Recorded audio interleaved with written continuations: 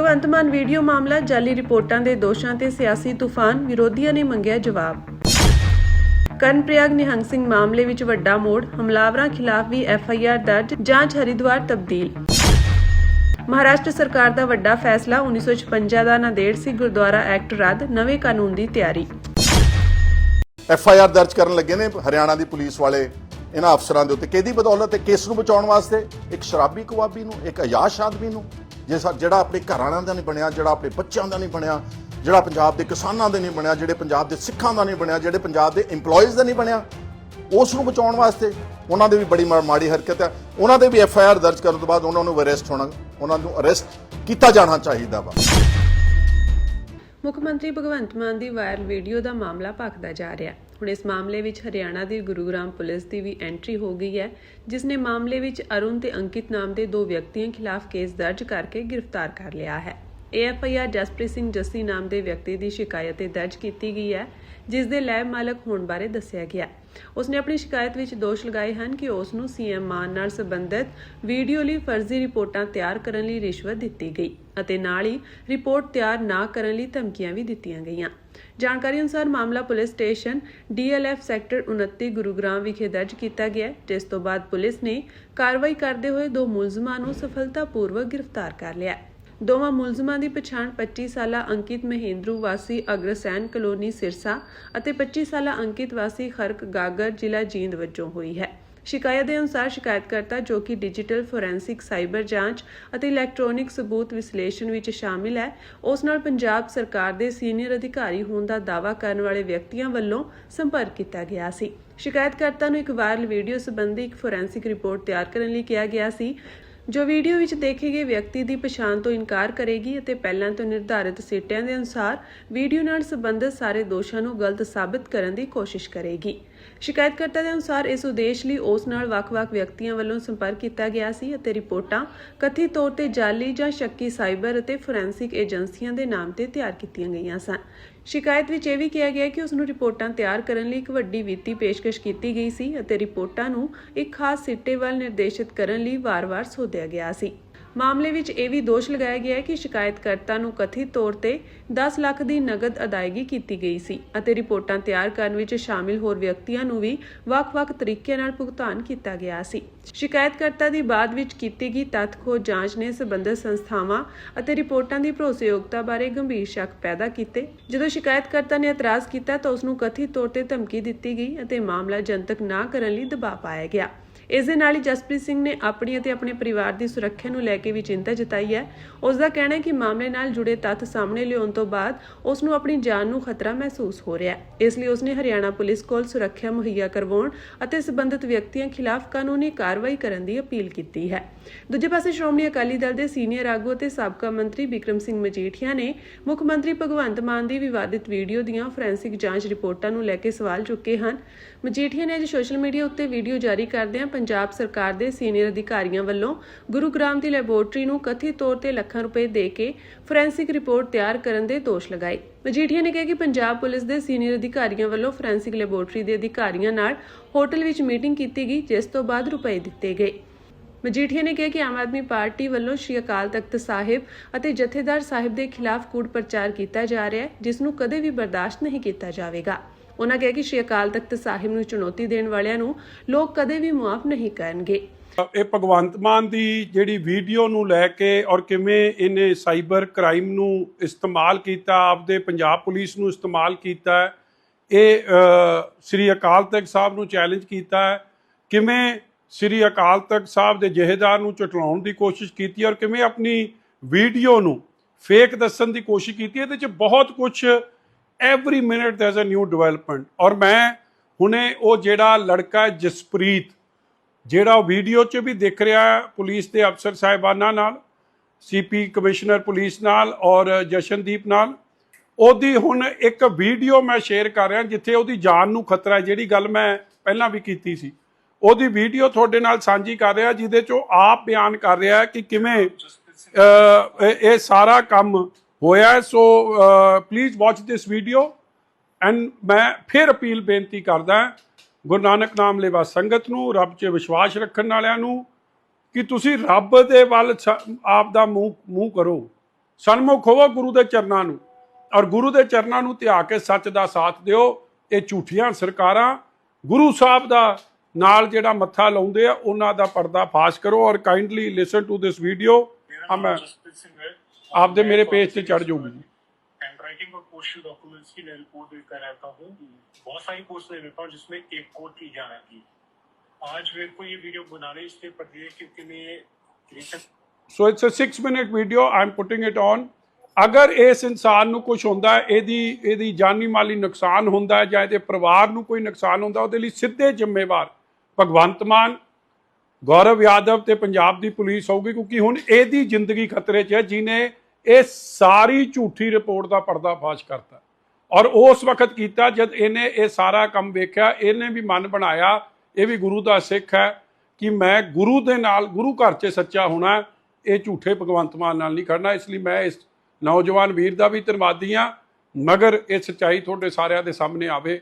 ਦੂਜੇ ਪਾਸੇ ਕਾਂਗਰਸੀ ਆਗੂ ਸੁਖਪਾਲ ਸਿੰਘ ਖਹਿਰਾ ਨੇ ਵੀ ਪੰਜਾਬ ਸਰਕਾਰ ਅਤੇ ਮੁੱਖ ਮੰਤਰੀ ਭਗਵੰਤ ਮਾਨ ਤੇ ਗੰਭੀਰ ਇਲਜ਼ਾਮ ਲਗਾਏ ਹਨ। ਖਹਿਰਾ ਨੇ ਦਾਅਵਾ ਕੀਤਾ ਕਿ ਜੋ ਗੱਲ ਉਹਨਾਂ ਨੇ ਪਰਸੋਂ ਸੁਪਰ ਬ੍ਰੇਕਿੰਗ ਦੌਰਾਨ ਕਹੀ ਸੀ, ਉਹ ਹੁਣ ਸੱਚ ਸਾਬਿਤ ਹੋ ਗਈ ਹੈ। ਉਹਨਾਂ ਨੇ ਦੋਸ਼ ਲਗਾਇਆ ਕਿ ਪੁਲਿਸ ਅਧਿਕਾਰੀਆਂ ਵੱਲੋਂ ਜਸਪ੍ਰੀਤ ਸਿੰਘ ਨੂੰ ਰਿਸ਼ਵਤ ਦੇ ਕੇ ਕਥਿਤ ਤੌਰ ਤੇ ਇੱਕ ਜਾਲੀ ਫੋਰੈਂਸਿਕ ਰਿਪੋਰਟ ਤਿਆਰ ਕਰਵਾਈ ਗਈ ਤਾਂ ਜੋ ਭਗਵੰਤ ਮਾਨ ਨੂੰ ਕਲੀਨ ਚਿੱਟ ਦਿੱਤੀ ਜਾ ਸਕੇ। ਖਹਿਰਾ ਨੇ ਪੰਜਾਬ ਸਰਕਾਰ ਤੋਂ ਮੰਗ ਕੀਤੀ ਹੈ ਕਿ ਮੁੱਖ ਮੰਤਰੀ ਭਗਵੰਤ ਮਾਨ ਤੁਰੰਤ ਅਸਤੀਫਾ ਦੇਣ, ਉਹਨਾਂ ਖਿਲਾਫ FIR ਦਰਜ ਕੀਤੀ ਜਾਵੇ ਅਤੇ ਸ਼੍ਰੀ ਅਕਾਲ ਤਖਤ ਸਾਹਿਬ ਦੀ ਅਥਾਰਟੀ ਨੂੰ ਚੁਣੌਤੀ ਦੇਣ ਵਾਲੇ ਮਾਮਲੇ ਤੇ ਜਨਤਕ ਮੁਆਫੀ ਮੰਗੀ ਜਾਵੇ। ਇਸ ਮਾਮਲੇ ਤੇ ਪੰਜਾਬ ਦੀ ਸਿਆਸਤ ਵਿੱਚ ਤਿੱਖੀ ਬਹਿਸ ਛਿੜ ਗਈ ਹੈ, ਜਿੱਥੇ ਵਿਰੋਧੀ ਧਿਰਾਂ ਸਰਕਾਰ ਨੂੰ ਘੇਰ ਰਹੀਆਂ ਹਨ। ਹੁਣ ਸਭ ਦੀ ਨਜ਼ਰ ਇਸ ਗੱਲ ਤੇ ਹੈ ਕਿ ਪੰਜਾਬ ਸਰਕਾਰ ਇਹਨਾਂ ਇਲਜ਼ਾਮਾਂ ਤੇ ਕੀ ਜਵਾਬ ਦਿੰਦੀ ਹੈ। ਗੱਲ ਉਸ ਇੰਸਟੀਟਿਊਸ਼ਨ ਦੀ ਹੋ ਰਹੀ ਆ, ਜਥੇਦਾਰ ਨੂੰ ਕੋਈ ਨਹੀਂ ਕਹਿ ਰਿਹਾ। ਉਸ ਇੰਸਟੀਟਿਊਸ਼ਨ ਤੋਂ ਹੁਕਮਨਾਮਾ ਆਇਆ ਤੇ ਤੁਸੀਂ ਉਹਦੇ ਸਾਹਮਣੇ ਬਹਿ ਕੇ ਤੇ ਕਿੱਕਲੀਆਂ ਦੇ ਉੱਤੇ ਤਾੜੀਆਂ ਮਾਰਦੇ ਹੋ ਯਾਰ। ਔਰ ਹੁਣ ਅਗਲੀ ਗੱਲ ਮੈਂ ਪੁੱਛਣਾ ਚਾਹੁੰਦਾ, ਭਗਵੰਤ ਮਾਨ ਨੂੰ ਪੁੱਛਣਾ ਚਾਹੁੰਦਾ ਕਿ ਭਗਵੰਤ ਮਾਨ, ਜੇ ਤੂੰ ਸੱਚਾ ਸੀ, ਤੂੰ ਕਹਿੰਦਾ ਕਿ ਮੈਂ ਵੀਡੀਓ 'ਚ ਨਹੀਂ ਗਾ। ਪਹਿਲਾਂ ਤੁਸੀਂ ਕਿਹਾ ਕਿ ਇਹ AI ਦੀ ਵੀਡੀਓ ਆ, ਆਰਟੀਫੀਸ਼ੀਅਲ ਇੰਟੈਲੀਜੈਂਸ ਦੀ। ਜਦੋਂ ਜਥੇਦਾਰ ਅਕਾਲ ਤਖਤ ਸਾਹਿਬ ਨੇ 5 ਮਹੀਨੇ ਲਾ ਕੇ ਇਸ ਵੀਡੀਓ ਨੂੰ ਵੈਰੀਫਾਈ ਕਰਾਇਆ, 2 ਜਿਹੜੀਆਂ ਐਕ੍ਰੈਡਿਟਡ ਫੋਰੈਂਸਿਕ ਲੈਬ ਸੀ, ਜਿਹੜੀਆਂ ਮਨਜ਼ੂਰਸ਼ੁਦਾ ਲੈਬ ਸੀਗੀਆਂ, ਜਦੋਂ ਉਹ ਰਿਪੋਰਟ ਆ ਗਈ ਫਿਰ ਤੁਸੀਂ ਕਹਿਣ ਲੱਗੇ ਜੀ ਹੈ ਤਾਂ ਇਹ ਆਰਟੀਫੀਸ਼ੀਅਲ ਇੰਟੈਲੀਜੈਂਸ ਦੀ ਨਹੀਂ ਗੀ, ਪਰ ਭਗਵੰਤ ਮਾਨ ਇਹਦੇ ਵਿੱਚ ਹੈ ਨਹੀਂਗਾ। ਦੂਜਾ ਝੂਠ ਬੋਲਣ ਲੱਗੇ ਤੁਸੀਂ। ਜੇ ਤੁਸੀਂ ਸੱਚੇ ਸੀ ਕਿ ਭਗਵੰਤ ਮਾਨ ਉਸ ਵੀਡੀਓ 'ਚ ਨਹੀਂਗਾ, ਤੇ ਫਿਰ ਤੁਸੀਂ ਆ ਝੂਠੀ ਰਿਪੋਰਟ ਦਾ ਡਰਾਮਾ ਕਿਉਂ ਰਚਿਆ ਜੀ? ਫਿਰ ਕਿਉਂ ਅਫਸਰਾਂ ਦੇ ਰਾਹੀਂ ਜਸਪ੍ਰੀਤ ਸਿੰਘ ਨੂੰ ਪੈਸੇ ਦਿੱਤੇ? ਅੱਜ ਉਹ ਮੁਜਰਮ ਬਣਿਆ ਪਿਆ ਵਾ ਹਰਿਆਣਾ ਪੁਲਿਸ ਦਾ। ਔਰ ਮੈਨੂੰ ਇਹ ਪਤਾ ਲੱਗਿਆ ਕਿ ਹਰਿਆਣਾ ਪੁਲਿਸ ਨੇ ਉਸ ਦੇ ਬਿਆਨਾਂ ਦੇ ਉੱਤੇ ਇੱਕ FIR ਦਰਜ ਕਰ ਦਿੱਤੀ ਪੰਜਾਬ ਪੁਲਿਸ ਦੇ ਆਫਸਰਸ ਦੇ ਉੱਤੇ। ਤੇ ਮੇਰੀ ਹੁਣ ਸਾਡੀ ਮੰਗ ਆ ਪੰਜਾਬ ਦੇ ਲੋਕਾਂ ਦੀ, ਮੇਰੀ ਨਹੀਂ ਮੰਗ, ਨਾ ਕਾਂਗਰਸ ਪਾਰਟੀ ਦੀ ਮੰਗ ਆ, ਪੰਜਾਬ ਦੇ ਲੋਕਾਂ ਦੀ ਮੰਗ ਆ ਕਿ ਭਗਵੰਤ ਮਾਨ ਨੂੰ ਤੁਰੰਤ ਅਸਤੀਫਾ ਦੇਣਾ ਚਾਹੀਦਾ। ਤੇ ਕੇਜਰੀਵਾਲ ਤੋਂ ਅਸੀਂ ਮੰਗਦੇ ਕਿ ਜੇ ਤੂੰ ਇਹਨੂੰ ਨਾ ਲਾਇਆ ਹੁਣ, ਇਹਦਾ ਮਤਲਬ ਕਿ ਤੂੰ ਵੀ ਦੋਸ਼ੀ ਆ ਅਕਾਲ ਤਖਤ ਸਾਹਿਬ ਦਾ। ਔਰ ਤੂੰ ਜਾਣ ਕੇ ਭਗਵੰਤ ਮਾਨ ਦੇ ਪਿੱਛੇ ਖੜ ਕੇ ਤੂੰ ਤਮਾਸ਼ਾ ਦੇਖ ਰਿਹਾ ਕਿ ਅਕਾਲ ਤਖਤ ਨੂੰ ਚੁਣੌਤੀ ਦਿੱਤੀ ਜਾ ਰਹੀ ਆ। ਇਸ ਕਰਕੇ ਅਸੀਂ ਪਿੱਛੇ ਬੈਠ ਕੇ ਤੇ ਨਜ਼ਾਰਾ ਲੈ ਰਹੇ ਹਾਂ, ਕਿਉਂਕਿ ਤੁਹਾਨੂੰ ਪੰਜਾਬ ਨਾਲ ਤੇ ਪੰਜਾਬ ਦੇ ਸਿੱਖਾਂ ਨਾਲ ਤੇ ਪੰਜਾਬ ਦੇ ਕਿਸਾਨਾਂ ਨਾਲ ਕੋਈ ਪਿਆਰ ਨਹੀਂਗਾ। ਤੁਸੀਂ ਝੂਠੇ ਪੁਲਿਸ ਮੁਕਾਬਲਿਆਂ ਵਿੱਚ ਮਾਰਿਆ ਸਾਡੇ ਬੱਚਿਆਂ ਨੂੰ, ਤੁਸੀਂ ਸਾਡੇ ਕਿਸਾਨਾਂ ਦੇ ਉੱਤੇ ਪੀਲਾ ਪੰਜਾ ਚਲਾਇਆ, ਖਦੇੜੇ ਉਹਨਾਂ ਦੇ ਅੰਦੋਲਨ।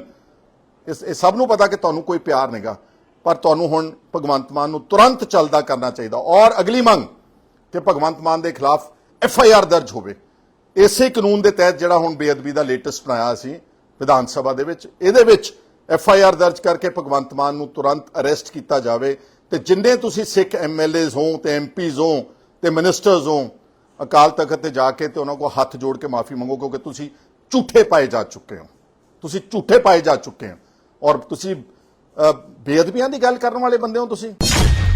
थाना कर्णप्रयाग पर पंजीकृत उपयुक्त दोनों अभियोगों की निष्पक्ष, पारदर्शी एवं स्वतंत्र विवेचना सुनिश्चित करने के उद्देश्य से विवेचना चमोली जनपद से हरिद्वार जनपद को स्थानांतरित की गई है, जहां वरिष्ठ पुलिस अधीक्षक हरिद्वार श्री नवनीत सिंह भुल्लर इसके निकट पर्यवेक्षण में विवेचनाओं को संपादित करेंगे।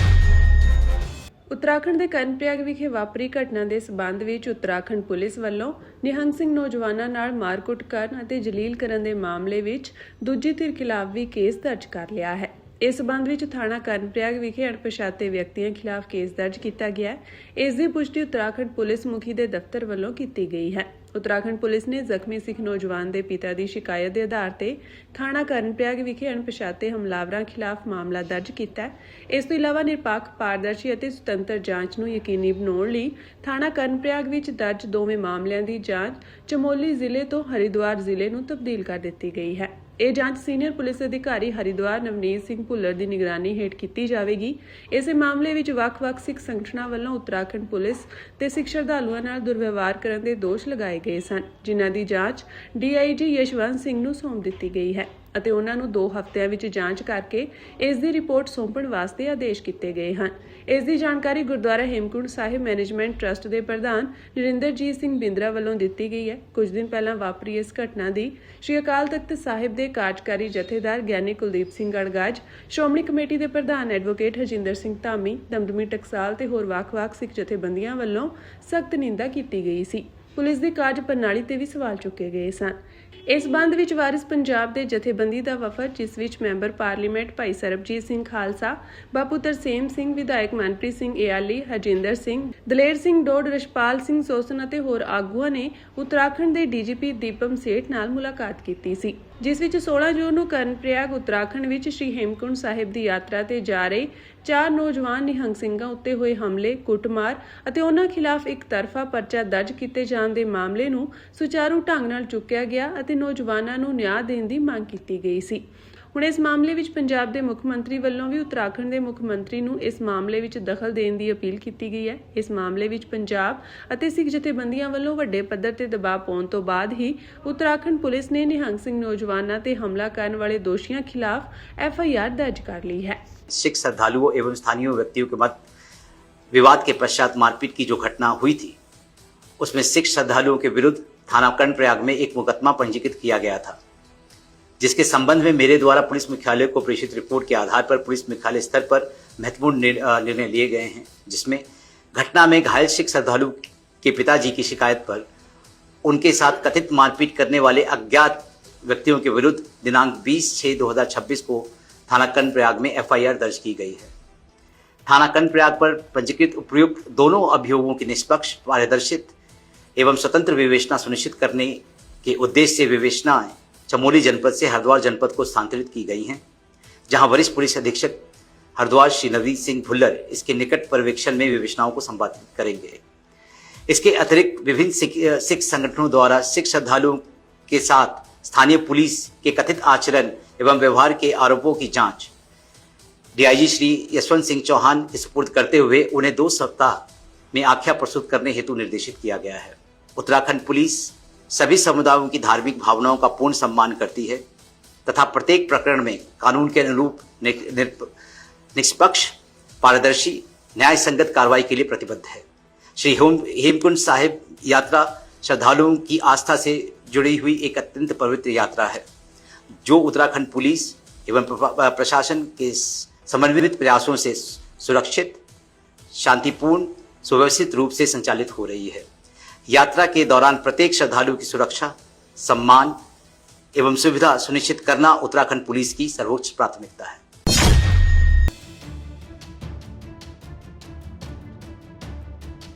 महाराष्ट्र सरकार ने साल 1956 ਤੋਂ ਬਣਿਆ ਹੋਇਆ ਸਿੱਖ ਗੁਰਦੁਆਰਾ ਐਕਟ ਰੱਦ ਕਰ ਦਿੱਤਾ ਹੈ। ਲੰਘੇ ਐਤਵਾਰ ਨੂੰ ਮੁੱਖ ਮੰਤਰੀ ਦੇਵੇਂਦਰ ਫੜਨਵੀਸ ਦੀ ਅਗਵਾਈ ਹੇਠ ਹੋਈ ਮੰਤਰੀ ਮੰਡਲ ਦੀ ਬੈਠਕ ਵਿੱਚ ਦਾ ਨੰਦੇੜ ਸਿੱਖ ਗੁਰਦੁਆਰਾ ਸੱਚਖੰਡ ਸ਼੍ਰੀ ਹਜ਼ੂਰ ਅਬਚਲ ਨਗਰ ਸਾਹਿਬ ਐਕਟ 1956 ਨੂੰ ਰੱਦ ਕਰ ਦਿੱਤਾ ਗਿਆ।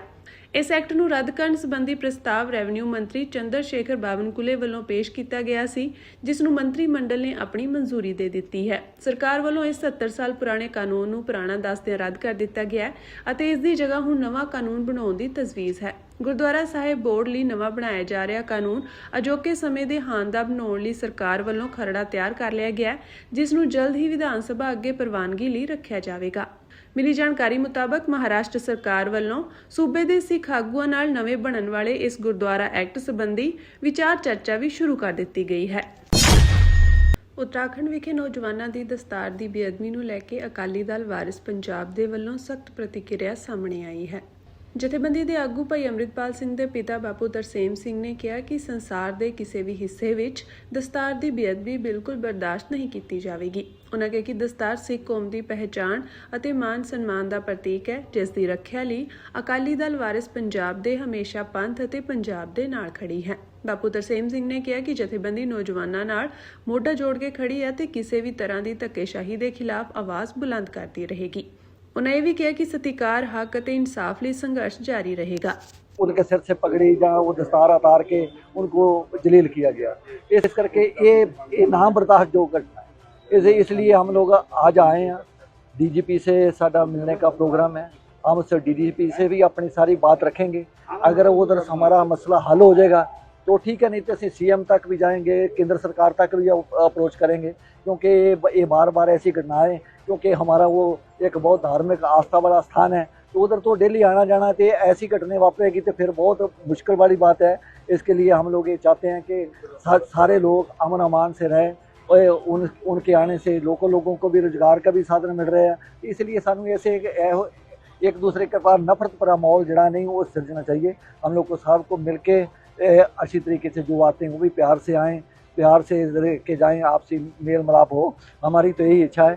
कि बाकी अभी प्रशासन के ऊपर है, वो कैसी बात करते हैं, उनको हमको इंसाफ देते हैं तो हम ठीक है कि वो हमको संतुष्ट करते हैं, उन बच्चों के साथ ठीक कर रहे हैं। अगर नहीं तो पंजाब के लोग बहुत परेशान हैं, दुखद है, वो बहुत बड़ी तादाद भी इधर आना चाह रहे हैं। तो लेकिन मैं तो सोचता कि उत्तराखंड की सरकार को भी स्थिरता से इस मसले को निरपक्षता से जांच करके वो नौजवानों को छोड़ना चाहिए। तो जो लोगों ने ये घटना की है उनके ऊपर सख्त कार्रवाई करनी चाहिए। जो उन्होंने पक्षपात करके पुलिस अफसरों ने भी उनके ऊपर तशद्दुद किया, उनके ऊपर भी एक मामला दर्ज करना चाहिए। ਸ਼੍ਰੋਮਣੀ ਅਕਾਲੀ ਦਲ ਪੁਨਰ ਸੁਰਜੀਤੀ ਦੀ ਰਾਜਨੀਤਿਕ ਮਾਮਲਿਆਂ ਬਾਰੇ ਕਮੇਟੀ ਦੀ ਮੀਟਿੰਗ ਸਕੱਤਰ ਜਨਰਲ ਗੁਰਪ੍ਰਤਾਪ ਸਿੰਘ ਵਡਾਲਾ ਦੀ ਪ੍ਰਧਾਨਗੀ ਹੇਠ ਮੱਖਣ ਸ਼ਾਹ ਲੁਬਾਣਾ ਭਵਨ ਚੰਡੀਗੜ੍ਹ ਵਿਖੇ ਹੋਈ, ਜਿਸ ਵਿੱਚ ਸਰਬਸੰਮਤੀ ਨਾਲ ਮਤਾ ਪਾਸ ਕਰਕੇ ਸਿੰਘ ਸਾਹਿਬ ਗਿਆਨੀ ਕੁਲਦੀਪ ਸਿੰਘ ਗੜਗਾਜ ਨੂੰ ਅਪੀਲ ਕੀਤੀ ਗਈ ਹੈ ਕਿ 27 ਜੂਨ ਦੇ ਜਨਰਲ ਹਾਊਸ ਤੋਂ ਪਹਿਲਾਂ ਸ਼੍ਰੋਮਣੀ ਗੁਰਦੁਆਰਾ ਪ੍ਰਬੰਧਕ ਕਮੇਟੀ ਦੇ ਮੌਜੂਦਾ ਪ੍ਰਧਾਨ ਹਰਜਿੰਦਰ ਸਿੰਘ ਧਾਮੀ ਅਤੇ ਸਾਬਕਾ ਪ੍ਰਧਾਨ ਕਿਰਪਾਲ ਸਿੰਘ ਬਡੂੰਗਰ ਨੂੰ ਤਲਬ ਕਰਕੇ ਪੁੱਛਿਆ ਜਾਵੇ ਕਿ ਉਹਨਾਂ ਨੇ 2 ਦਸੰਬਰ 2024 ਦੇ ਹੁਕਮਨਾਮਿਆਂ ਨੂੰ ਨਾ ਮੰਨਣ ਦਾ ਗੁਨਾਹ ਕਿਸ ਮਜਬੂਰੀ ਤਹਿਤ ਕੀਤਾ। ਮੀਟਿੰਗ ਦੀ ਕਾਰਵਾਈ ਬਾਰੇ ਦੱਸਦਿਆਂ ਗੁਰਪ੍ਰਤਾਪ ਸਿੰਘ ਵਡਾਲਾ ਨੇ ਕਿਹਾ ਕਿ 2 ਦਸੰਬਰ ਦੇ ਹੁਕਮਨਾਮਿਆਂ ਵਿੱਚ ਸਪਸ਼ਟ ਆਦੇਸ਼ ਸੀ ਕਿ ਧਾਮੀ ਦੀ ਅਗਵਾਈ ਹੇਠ ਇੱਕ 7 ਮੈਂਬਰੀ ਕਮੇਟੀ ਬਣਾਈ ਜਾਵੇਗੀ ਜੋ ਅਕਾਲੀ ਦਲ ਦੀ ਭਰਤੀ ਕਰਕੇ ਨਵੀਂ ਲੀਡਰਸ਼ਿਪ ਉਭਾਰੇਗੀ। ਪਰ ਹਰਜਿੰਦਰ ਸਿੰਘ ਧਾਮੀ SGPC ਅਤੇ 7 ਮੈਂਬਰੀ ਕਮੇਟੀ ਦੀ ਪ੍ਰਧਾਨਗੀ ਤੋਂ ਅਸਤੀਫਾ ਦੇ ਕੇ ਘਰ ਜਾ ਬੈਠੇ।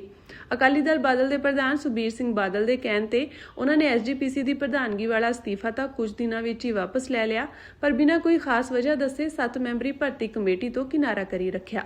ਉਹਨਾਂ ਵੱਲ ਵੇਖ ਕੇ ਸਾਬਕਾ ਪ੍ਰਧਾਨ ਕਿਰਪਾਲ ਸਿੰਘ ਬਡੂੰਗਰ ਵੀ ਹੁਕਮਨਾਮੇ ਤੋਂ ਬਾਗੀ ਹੋ ਗਏ ਅਤੇ ਭਰਤੀ ਕਮੇਟੀ ਤੋਂ ਅਸਤੀਫਾ ਦੇ ਦਿੱਤਾ। ਵਡਾਲਾ ਨੇ ਕਿਹਾ ਕਿ ਹੁਣ ਜਦੋਂ ਇਹ ਲੀਡਰ ਹੁਕਮਨਾਮਿਆਂ ਨੂੰ ਲਾਗੂ ਕਰਵਾਉਣ ਦੀਆਂ ਗੱਲਾਂ ਕਰ ਰਹੇ ਹਨ ਤਾਂ ਇਹਨਾਂ ਤੋਂ ਇਹ ਵੀ ਜ਼ਰੂਰ ਪੁੱਛਿਆ ਜਾਣਾ ਚਾਹੀਦਾ ਹੈ ਕਿ ਜਦੋਂ ਇਹਨਾਂ ਉੱਪਰ ਜ਼ਿੰਮੇਵਾਰੀ ਸੀ ਤਾਂ ਉਸ ਹੁਕਮਨਾਮੇ ਨੂੰ ਕਿਉਂ ਨਾ ਮੰਨਿਆ ਗਿਆ।